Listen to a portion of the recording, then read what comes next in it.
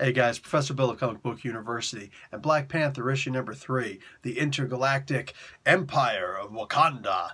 Sounds really grand, but let's see what's actually in the comic book. Alright, so this book is written by Ta-Nehisi Coates. The artist is Daniel Acuna, and VC's Joe Sabino is the letterer. In-hyuk Lee is the cover artist. So, and there's a variant cover artist out there also by Jamal Campbell and Paul Renal. So, this one is called Book 1, Many Thousands Gone, Part 3, again. There's a theory out about T'Challa by the, I don't know what she is, the Empress, whatever, somebody who's in charge of something. And they're talking about, oh yeah, man, the Black Panther may very well actually reincarnate. T'Challa proper may actually reincarnate. He's really important, you know what I'm saying? And he might reincarnate. So we think that maybe this guy who went missing and we took his memories and stuff like that, we think that he might actually be the reincarnation of T'Challa, the coolest of the Black Panthers. It's like, so what do you think? She's like, well, I don't really know. I don't have a different theory. I just think it's weird.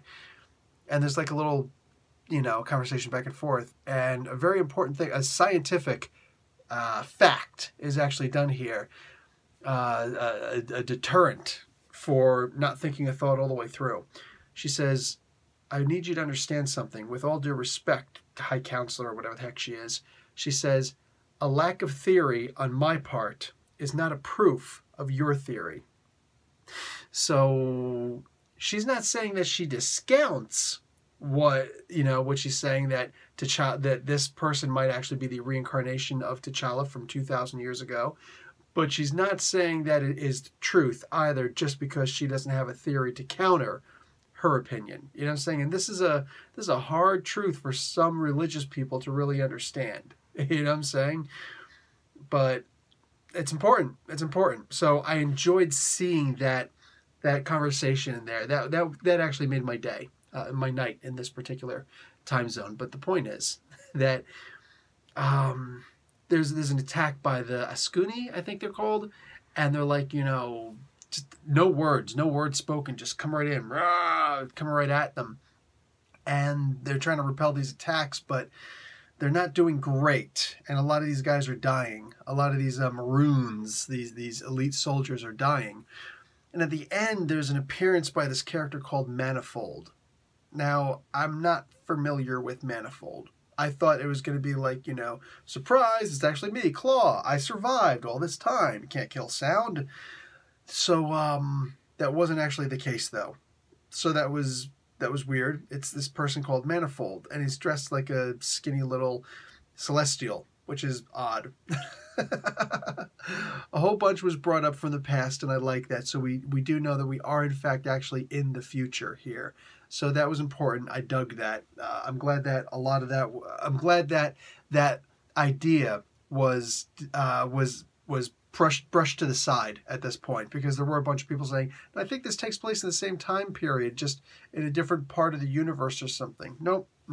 This is definitely 2,000 years in the future. So, established.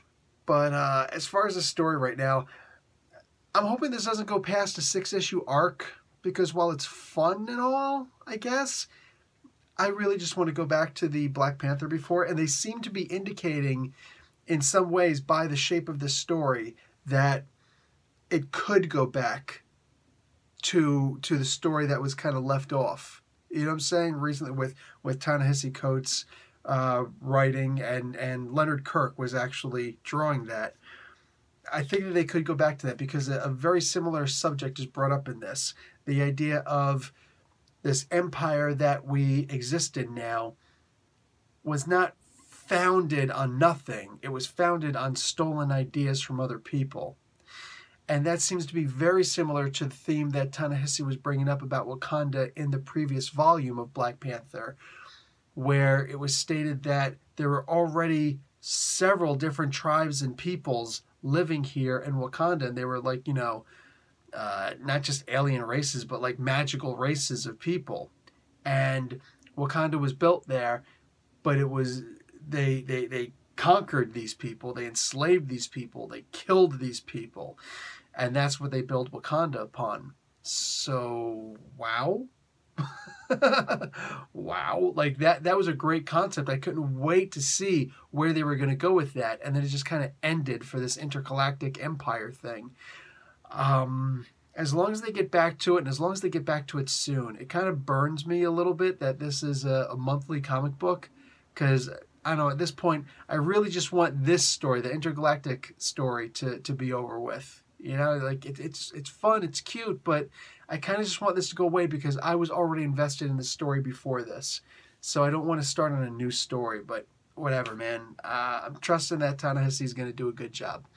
Don't know what else I could do. Professor Bill, Comic Book University. Class dismissed.